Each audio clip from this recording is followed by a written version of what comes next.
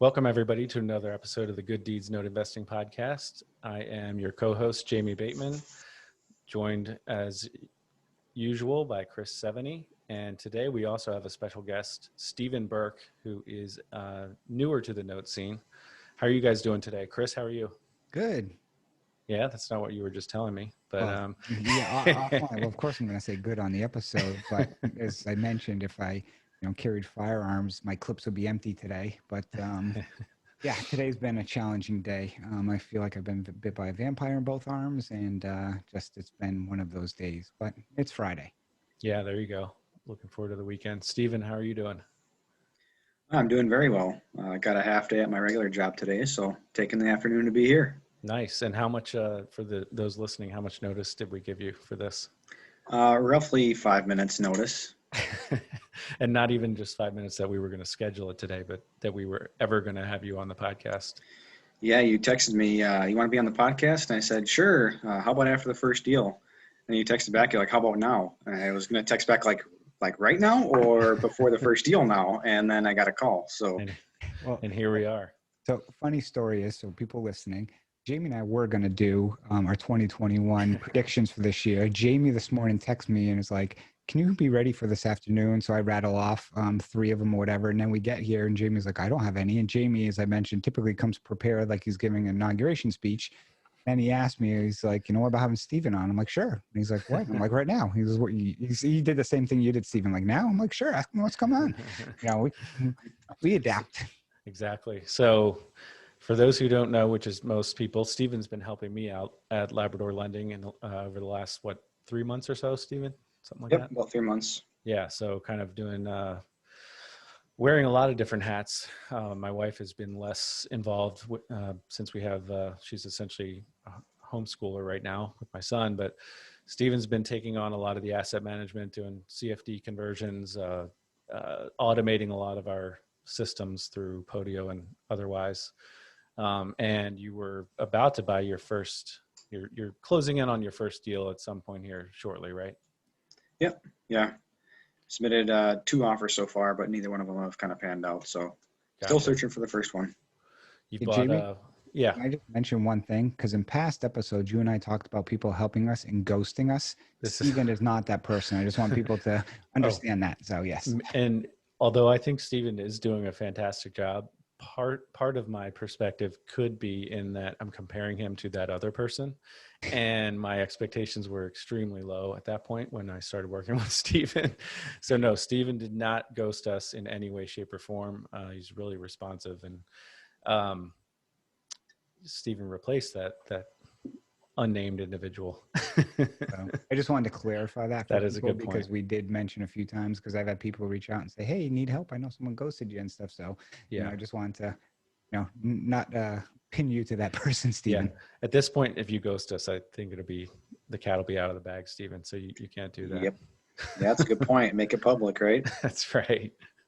So, yeah, if you don't mind, why don't you just kind of walk us through, Steven, what your kind of maybe your exposure to the note world in the last year or so, and what you've learned in the last few months working for us, and kind of what your outlook is for the future.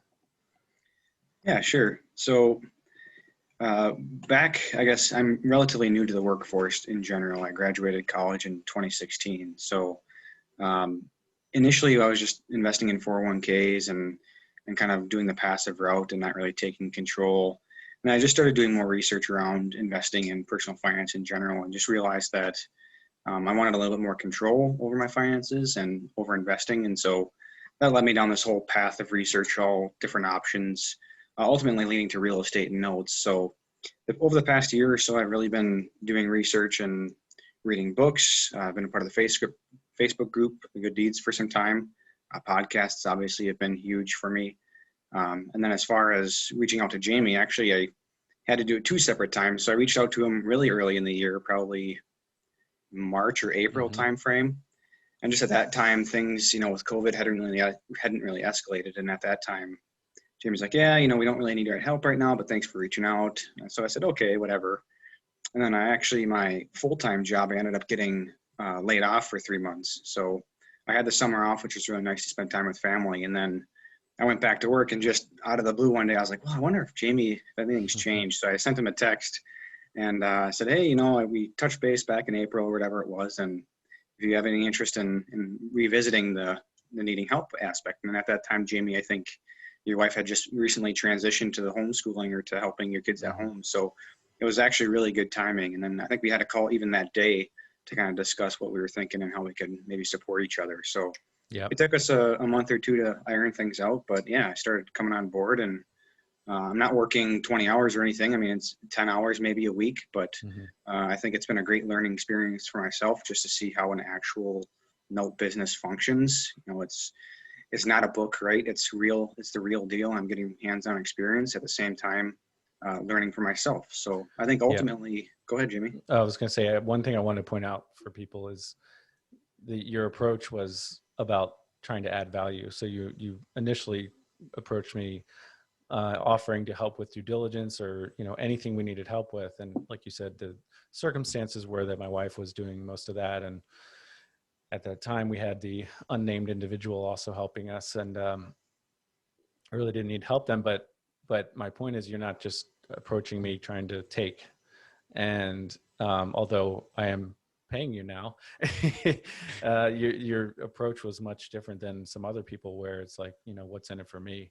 Obviously I'm hoping that it can be mutually beneficial and that you are learning and that I can help you grow your own note portfolio. But I just wanted to point out for people that you approached it by trying to offer help and add value. So that helps. Interesting story. I'll mention to Steve. I know you don't know this, but no, Jamie hit the nail on the head with that of you trying to provide an alternative or, to assist people. Because that's really the way one of the ways to get in this business. And you sent me an email on April 6th asking me the question as well. And basically you put in there, hey, it doesn't hurt to ask, in there and stuff, which it doesn't. And, it's great that you reach out to a few people. And when people ask me, like, how can I grow in this business? I actually use that email as an example. I don't say who it was, but I say, certain people will reach out and, you might get it said no by many people, but all you need is one person to say yes from that perspective. And then when you do, I'm sure, and you can tell us, but I'm sure your education level is probably increased significantly because you're being able to, roll up your sleeves and actually do what you hear on either podcasts or read in books or wherever you might see it.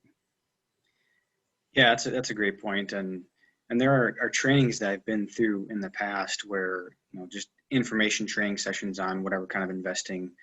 I won't go into the details, but, sometimes those trainings don't highlight everything, right? And I know that's part of this podcast, right? The good and the bad side of note investing.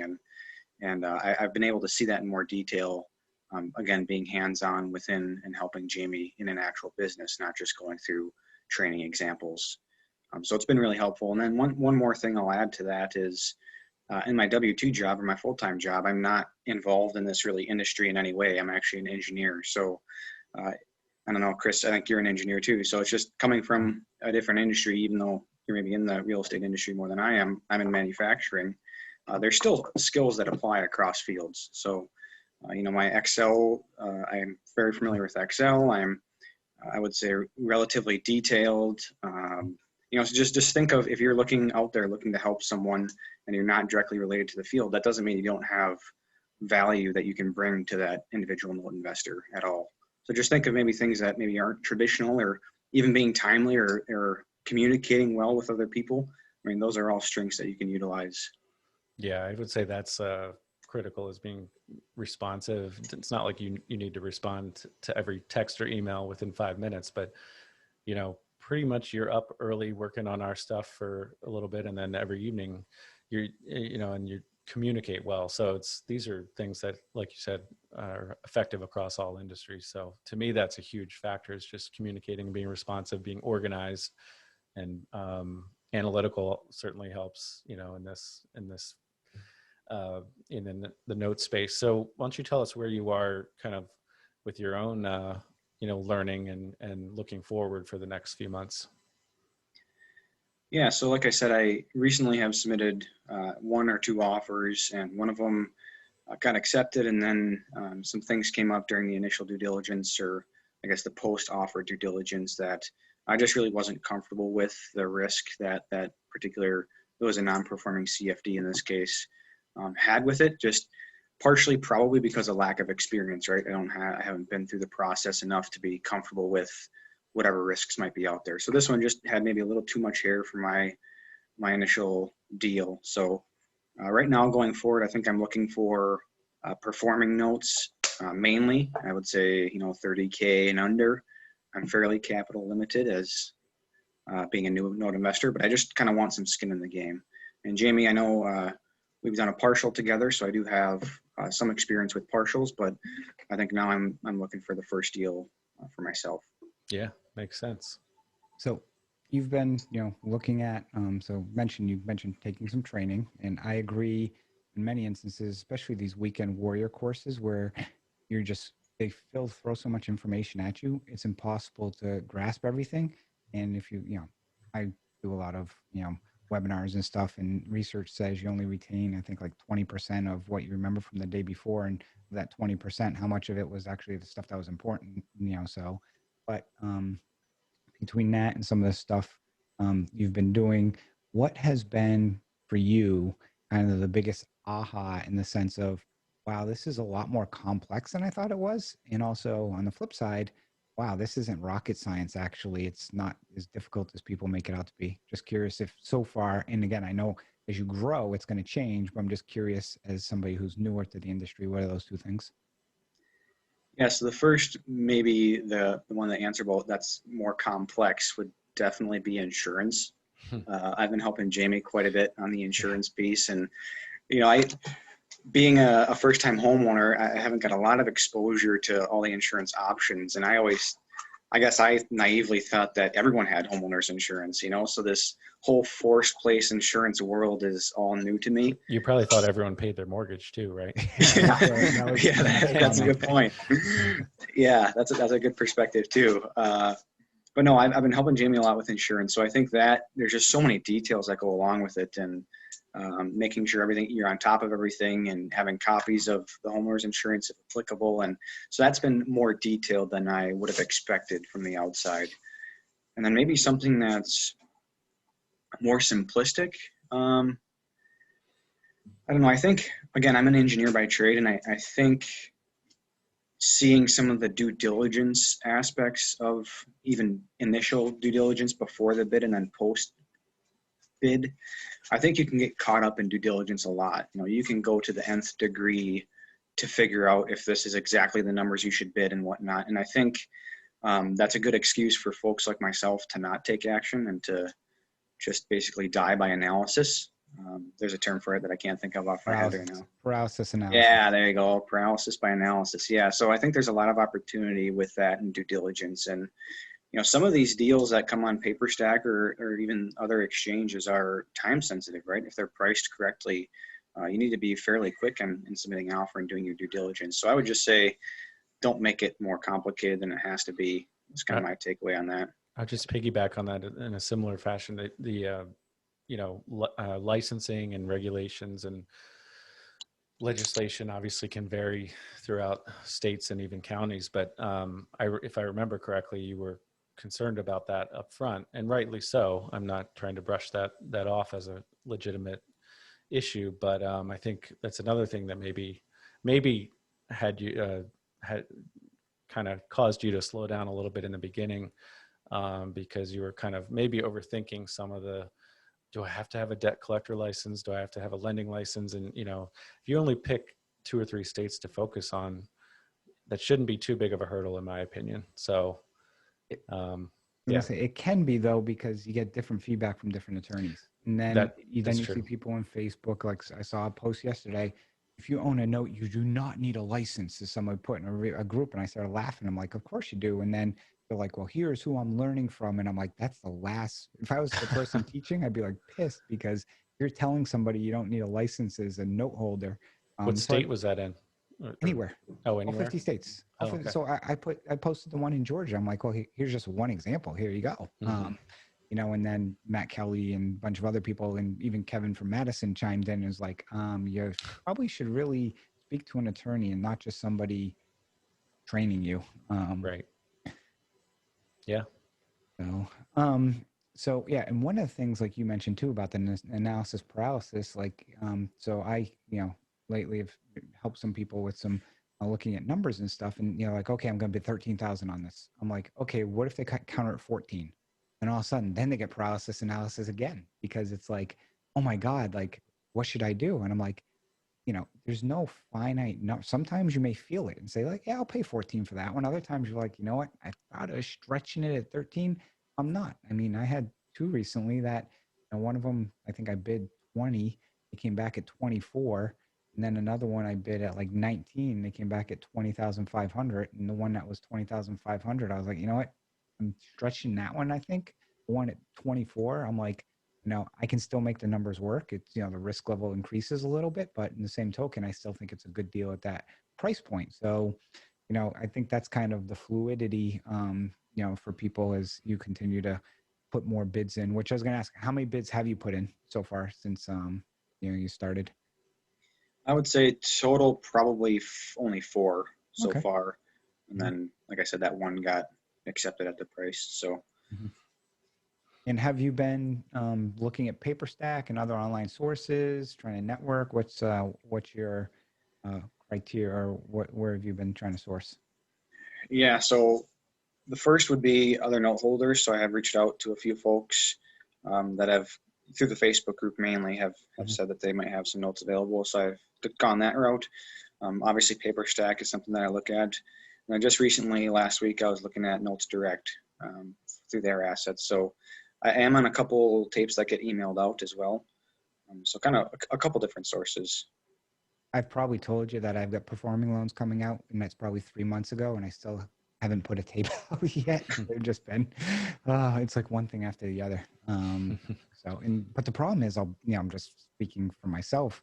When you have these performing notes, it's like, and they just pay every month. It's like, I don't need to sell them, it's like one of those things where I got some hairy ones that I'm like, okay, these I want to just get off my books and let someone else deal with some of the hair, but try and sell it to them at a price that they can still make $1, but it's not worth my time. Maybe it's worth theirs. But yeah, I'm sure okay, go ahead, something will Jimmy. come up quickly for you in the near future. I do think those two sites in particular, PaperStack and Notes Direct, are good sites to, you can actually run some initial due diligence even if you don't close on those sites.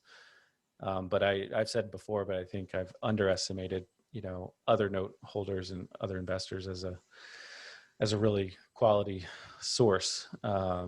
So my guess is that might be where you end up finding your first deal. Yeah, and I just, sorry, Steven, jump in because you're actually doing it right in the sense of, I know some people starting out just want to like call all these banks and everything, but you realize, okay, I've got, 25 to 50,000. A bank will laugh at you more than likely. So what's the best source? Instead of spending hours upon hours on this, chasing all this stuff, it's like, okay, I've got a servicer who's got somebody who sends me some lists. I can go on direct source may send you a list. I can go on Notes Direct. I can get PaperStack and maybe some other note holders in some of these groups. That should, provide you opportunity within the next, 3 months, I'll say, to get you something that fits your buy box. Because, it sounds like, which is the right thing to do, you're not looking to go pull in 100 assets, at one point in time. You're looking to walk before you can run, which is, I think, wise. Again, sorry to interrupt you. No, and I think that's a really good point. It ties into what I was going to say. Having this experience or hands-on experience helping Jamie out has really helped me recognize the types of things that I would want to look at. And because before I didn't really know any better, right? It was just from the books. And a funny story, back in April, I mentioned I reached out to a couple other note investors with some of the assets that they were selling. And I did run some initial due diligence on one, but I decided not to pull the trigger. And of course, when I came on to help Jamie, already knows where this is going. When I came on to help Jamie, I was looking through his assets and I was like, hey, that one looks kind of familiar. That's funny. So of course I go back in my emails and sure enough, Jamie was the one that ended up buying the one that I did initial due diligence on and kind of backed out. The Birmingham one? Yeah. Okay. Yeah. So, and it looks like it's going to turn out to be a pretty good deal. So it just goes to show that, experience in the industry is pretty valuable when you're looking at deals. And And Jamie was comfortable with the level of risk that that asset showed. And he had kind of an exit strategy in mind. And it looks like it's going to work out pretty well for him. So, Yeah, we bought that from Gail, actually. And know what asset that is? do you? Yeah. Well, we modified it. It's actually a joint venture with my sister's IRA, which is legal. Yeah, it is honestly maybe the one I'm most optimistic about as far as profit on the tail end. She's paying, and really she just needed a mod. So, So are you saying that Gail sells you good assets and the other host of this podcast sells you questionable ones? I was not saying that. But is Steven involved in the Tar Heel State or any of the Empire State assets? Oh, he's involved with all of ours. Yes. Oh man, Steven, I'm sorry, but you know right now, sorry. Yeah, we need to talk after this, Chris. But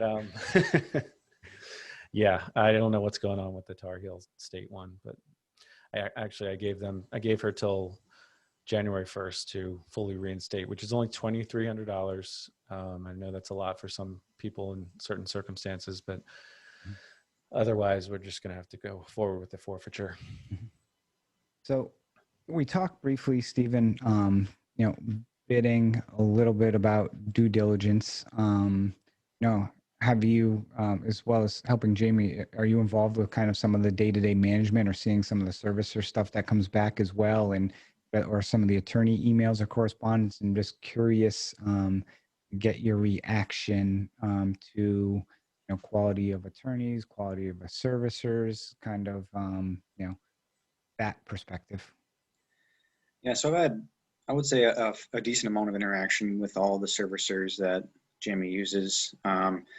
Definitely some more responsive and helpful than others. And again, being involved, the amount of time that I am, so 10 hours a week, let's say, I found it kind of challenging to get up to speed with the role of everyone at the different vendors.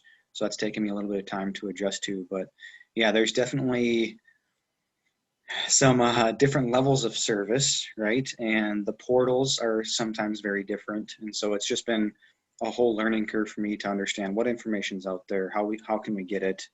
And, as far as asset management, Jamie uses a program in Podio to kind of organize everything. And that's been really helpful, just to kind of bring all the information from the different servicer portals together in one spot in the same format has been really helpful for me to export slice and dice data and come up with some reporting that we might be interested in. So I think that piece has been very helpful as well. You go ahead. I was going to say, have you found managing your clients, the servicer, the attorneys and stuff, if you laid back and thought, okay, I want to be a note investor, here's who I'm going to manage and stuff, now like you're living that kind of dream, you find it to be easier than you thought it would be to manage these consultants, or harder? I would say more difficult, more challenging. Yeah. There's a couple folks out there that I deal with that are really, really helpful, right? And that are very responsive and will help whenever they can.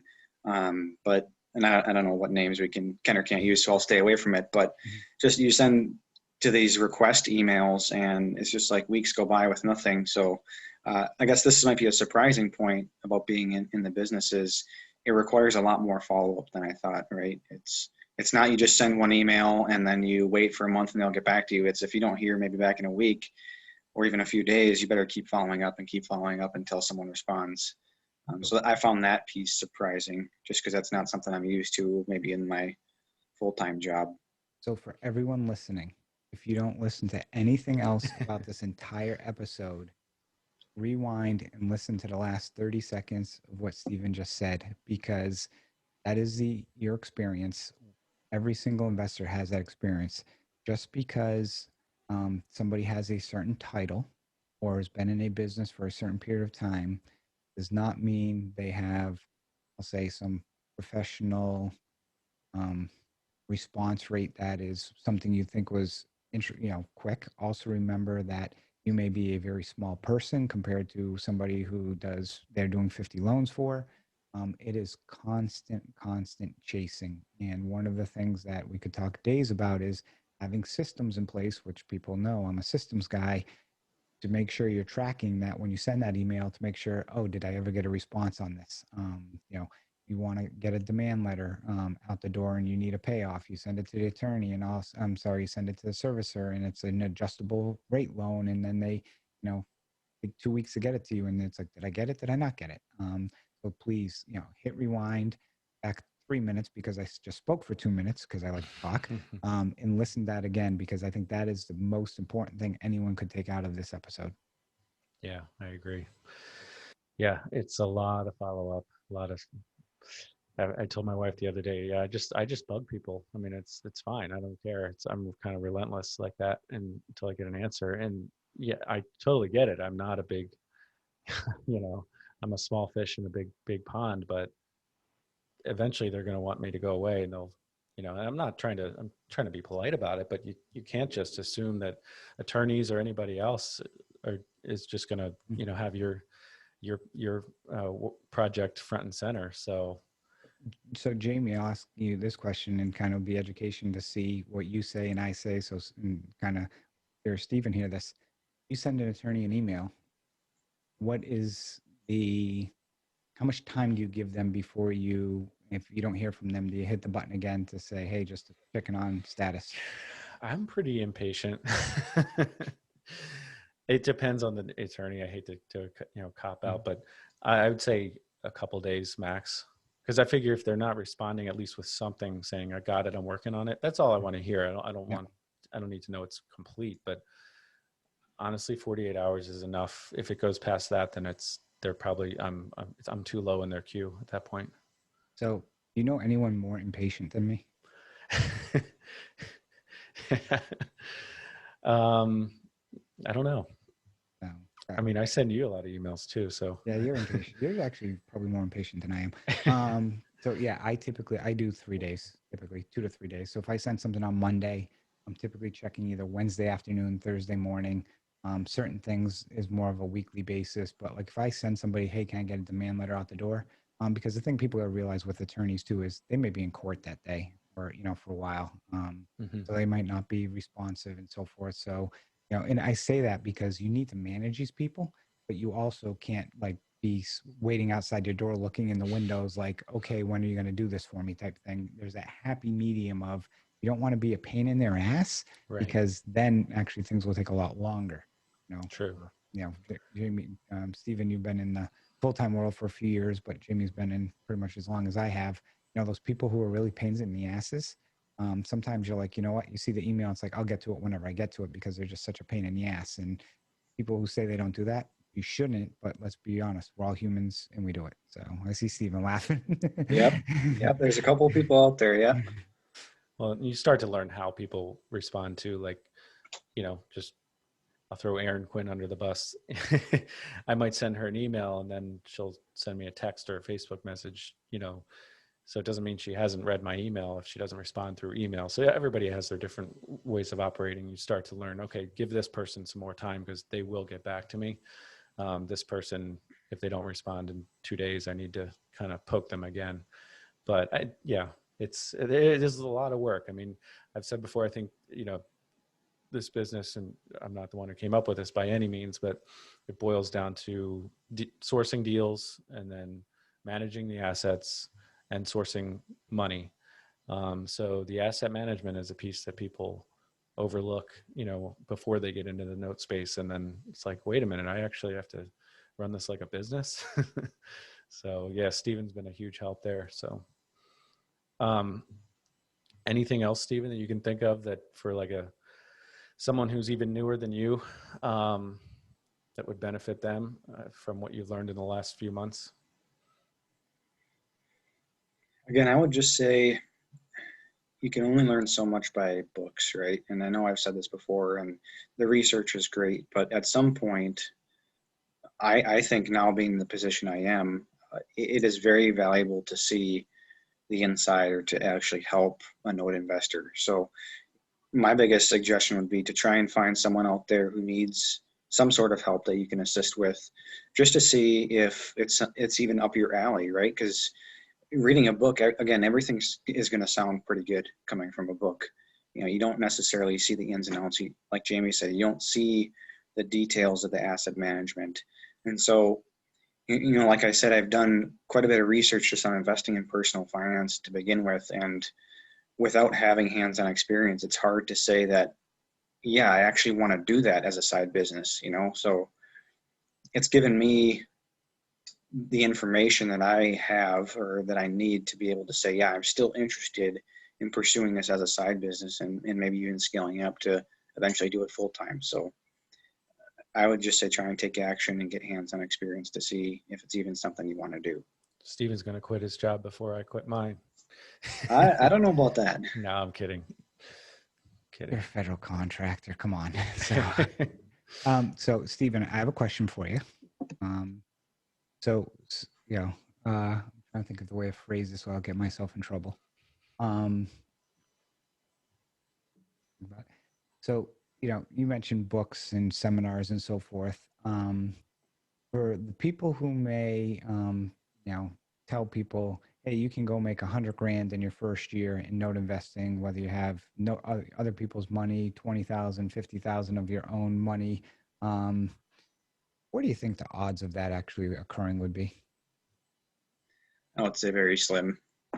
Again, I think, Chris, to your point, I think there's a lot of benefit to starting off slow, right? And you mentioned systems. Let's just say you could source all the capital and you could source the deals.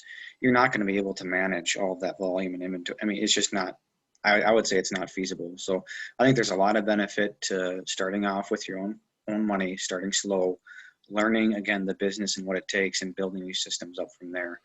And once you have the systems, then you can expand I think however you see fit. Dave Van Horn had the quote, like, how many deals could you handle if they were all free, right? Yeah. 50, 100 at some point you can't handle anymore. So no, that's and a good point. And it's good, again, this first time I think I may have spoken to Steven on the phone or maybe had a conversation in past with him, but I didn't prep him for any of these questions from any show. It literally was by the way, the beginning of this episode is 100% true. I mean, literally it was Steven like, hey, you want to come on? Sure, right now. Okay.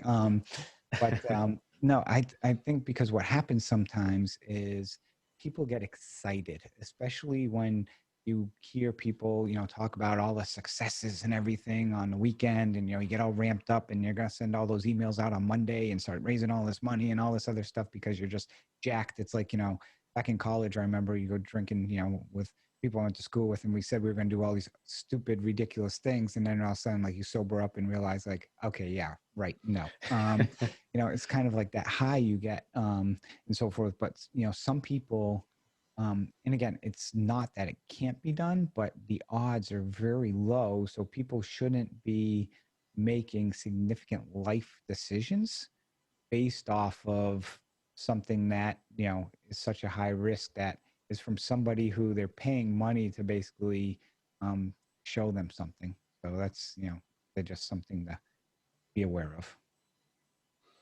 Yeah, it's interesting. This podcast will likely come out right after the Rod Cleef one.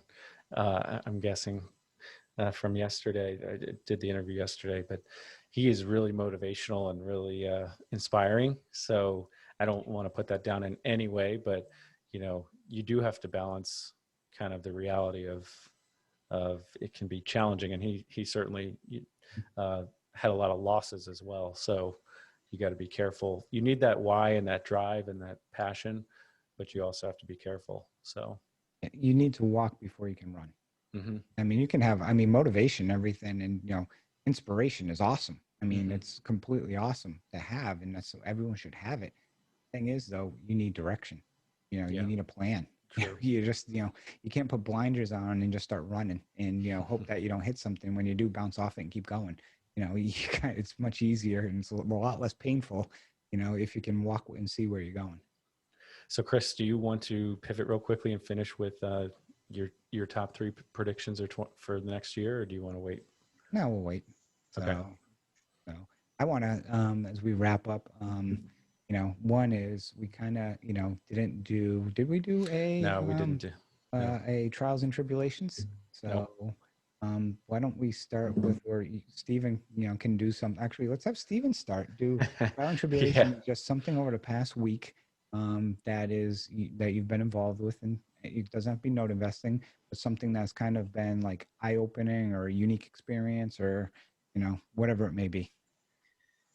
Yeah, that's a good question. So I did post this in the Facebook group, but over the past week, we've been trying to coordinate with a mobile notary to a certain borrower to convert from a contract for deed into a note and mortgage. Mm-hmm. So that's been kind of a learning experience, and just the mobile coordination, and I didn't even know if I could give borrower information to the notary, so I'm just trying to figure out all these things out. Mm-hmm. And I think, to be honest, I was drafting an email to everyone when I got the Zoom invite. So I'm not quite through it yet, but hopefully we can wrap that one up and schedule everything and get everything coordinated. But again, it's that with this borrower, we've been communicating through the servicer for the most part. So again, the feedback cycle has been a little challenging, but yeah, just going through that for the first time has been a learning experience. But I think we're better armed now for the next one. Yeah, and these in that case, we already prepared the docs and sent them to them 2 or 3 months ago, so they're on board with the conversion. The borrowers are. Wrong dates now. Yeah, we had to, so Steven redid them, but it's a matter of making it happen with COVID and everything, and but that was episode on that, by the way. And what's that? I said I did a whole episode about how this and conversions, but not only conversions, but how many times you have to send it and all the stuff that you're going to go through. And I guarantee you, if you told us, we could just go back and be the same thing, because it's just one cycle after the other. And that's the other thing most note investors don't realize is this business is such a rinse and repeat business. The same thing happens over and over again. Right. Yeah. So that was a good question. I hadn't even thought of it. Can he send? Because we're not sending, there's no social security number on the documents or anything, but there is some personal information. So can we just send it to a random notary? Well, no, we should probably get the borrower's permission first. So, even just coordinating that email has been a little more challenging than you would have thought. Anything else, Steven? No, other than that, no, it's been pretty good this week. So nice.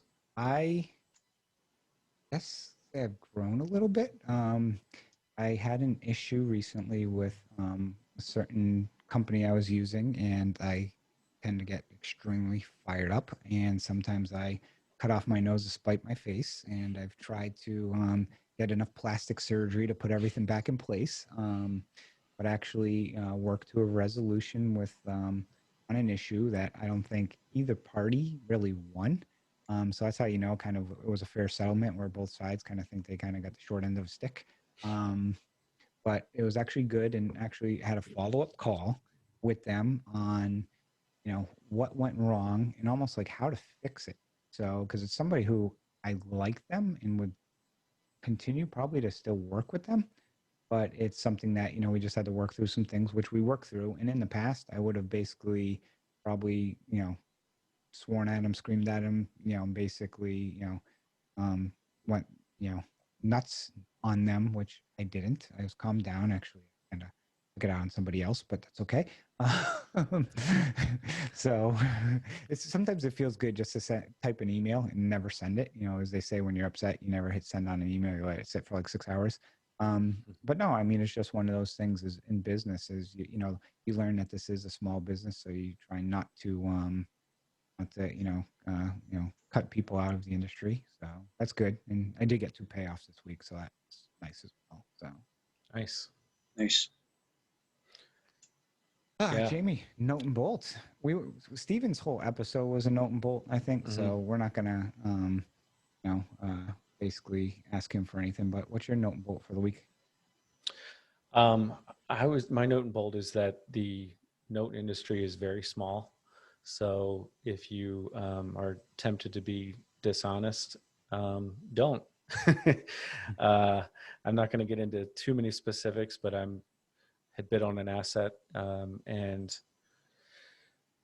asked the seller if there were any issues that I was going to come across assignment wise or in the title search, and he said no, that he's unaware of any issues. And then come to find out that there are issues, and that there's a very high chance he was fully aware of them.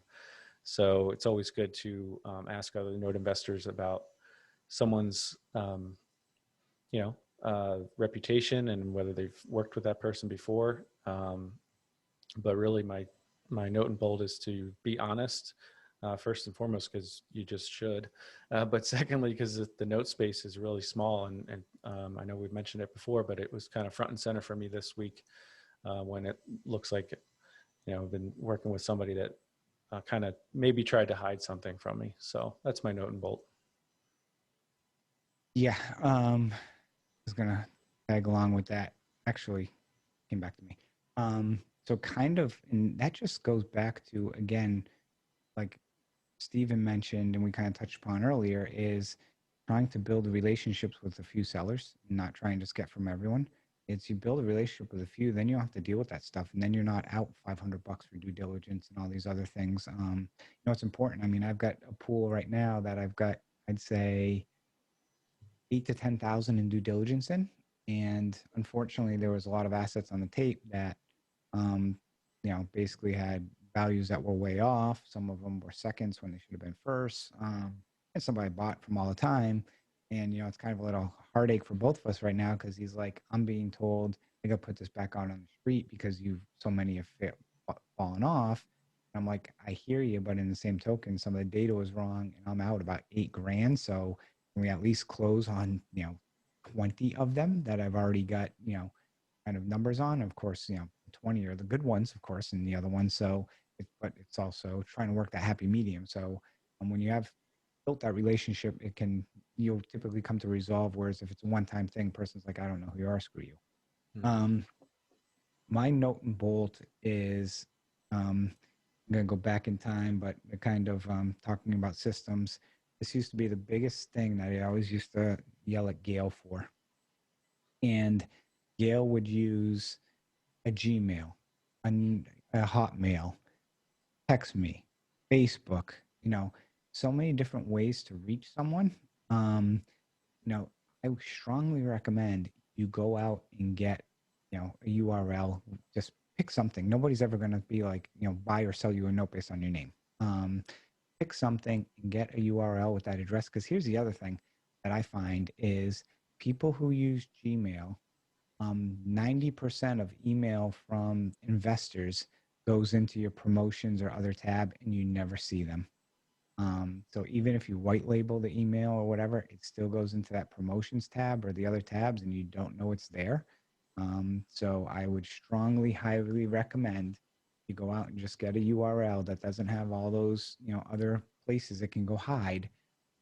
So in that way, it just makes you also look more professional, but also you're going to miss out on a lot of deals. I mean, I have people when, and again, I need to send some tapes out, but when I used to send tapes, you never sent something. I go in my system and say, yeah, I sent you 17 different lists. And they're like, I've never got one. And I'm like, oh, you got Gmail because it's probably in your promotions.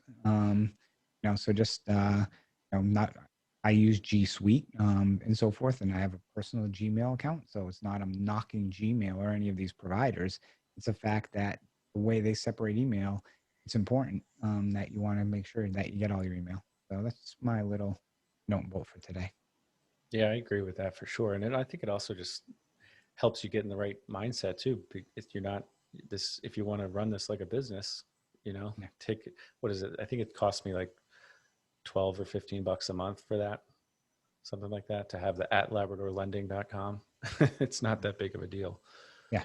So yeah, I think I've got 2 email addresses and $6, I think, per. So, but I used to, be able to cover that with some, data tree accounts, but unfortunately, you can't do that anymore. So you lost one recently. Yeah, I lost one. So, so by the way, I was only screwing with you in that email and stuff. Jamie gave me permission to, but we're still recording right now, so we won't go into details on live air with that. Steven, how can people reach out to you, get to know you, share, for people starting out? I would recommend reaching out to Steven, because if you're new, Steven's got, 3, 6, 9 month head start on you. Your bus is right behind his in line. So you can try and, tee off of him and learn a little bit from him as well. So how can people reach out to you? Yeah, I'd say the best place is probably through Facebook. I'm in there in the group pretty actively. So just shoot me a messenger and we can connect. Steven Burke, Burke. Yep, Berkey. Yep, Oh, my bad. I should know that by now, huh? that's all right. It is Berkey? Oh, I'm It is sorry. I get Burke all the time. Oh, wow. So My wife's over there laughing at me because now obviously she gets Burke. well, yeah, I knew Brett Berkey, but I never knew that. Well, Well, he so has a Y. Chris, Mhm. yeah, right. You're not the only one that people can't pronounce their last name, I guess. Well, I mean, I laugh with mine when people like see the 7 and the E and they keep Yeah. saying Seveney and all these things. And, basically, and I'm like, then it hits them one day and they're like, oh my God, I figured out what the 70 stands for. I'm like, yeah, it's how you pronounce my last name. It's how I've been saying it for the last 45 years, but it's okay. Yeah. Okay, well, thank you all for joining us on this episode of the Good Deeds Note Investing podcast, where we try and provide you content, the good, the bad, the ugly, in your note investing career. Please join us at our Facebook Notes and Bolts group as well. We can be heard on Stitcher, iTunes, Google Play, Amazon, pretty much anywhere you can listen to a podcast. And as always, go out and do some good deeds. Thank you, everyone.